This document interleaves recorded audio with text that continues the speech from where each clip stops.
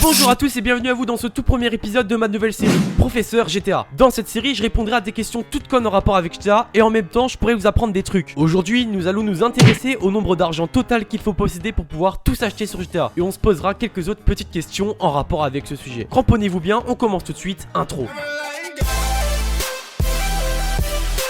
Premièrement, dans GTA, on peut retrouver 359 véhicules, en prenant en compte toutes les catégories, c'est-à-dire aérien, bateau, militaire, etc. Déjà, on retrouve 102 véhicules sur le site Legendary Motorsports. Pour pouvoir s'acheter absolument tout de ce site, il vous faudrait dépenser 77 millions de dollars. Au niveau de Warstock, c'est 170 millions de dollars qu'il faut investir pour se payer les 65 véhicules disponibles de ce site. C'est la plateforme de vente la plus chère de tout GTA V. Pour le site Elitas, 28 appareils aériens sont disponibles à l'achat, pour un total de 39 83 000 dollars. Pédale Metal possède 6 vélos pour un total de 33 600 dollars. Et si jamais vous souhaitez naviguer à Los Santos et posséder absolument tous les bateaux, vous auriez en votre possession 11 bateaux et vous devriez posséder 4 423 000 dollars. Le site comportant le plus de véhicules est Southern San Andreas. 147 véhicules y sont disponibles à l'achat pour un total de 21 717 150 dollars. Ça fait beaucoup de dollars. Je vous propose de voir combien il nous faudrait de dollars pour pouvoir s'acheter absolument tous les véhicules. Et c'est 312 838 520 dollars qu'il faudrait dépenser pour ça, soit 259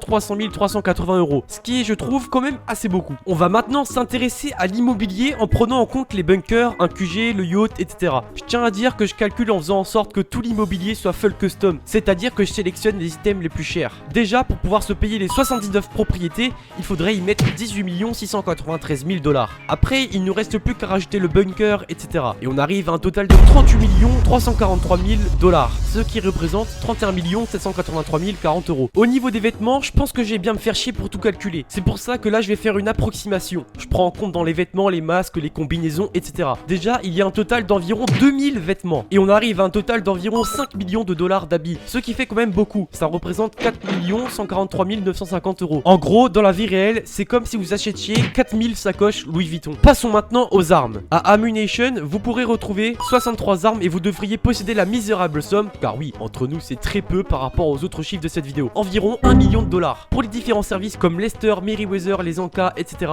c'est environ 100 000 dollars de dépenses. Grâce à tous ces chiffres, je vais pouvoir vous montrer combien d'argent il vous faut pour pouvoir tout vous payer sur ce jeu. Attention, il vous faudrait 360 201 520 dollars. Si on a le même nombre de pouces bleus sur cette vidéo, je vous promets de faire un truc de ouf, mais bon, faut pas rêver non plus. C'est égal à environ 240 000 fois le SMIC en France, qui est aujourd'hui de 1480 euros. En gros, si vous gagnez le SMIC, il vous faudrait environ 20 000 ans pour pouvoir vous payer tout ça. Bon voilà, c'est déjà la fin de cette vidéo. Si elle vous a plu, n'hésitez pas à mettre un petit pouce bleu. Il faut qu'on arrive aux 300 millions de pouces bleus, n'oubliez pas. Sur ce, c'était Hardwing et ciao tout le monde.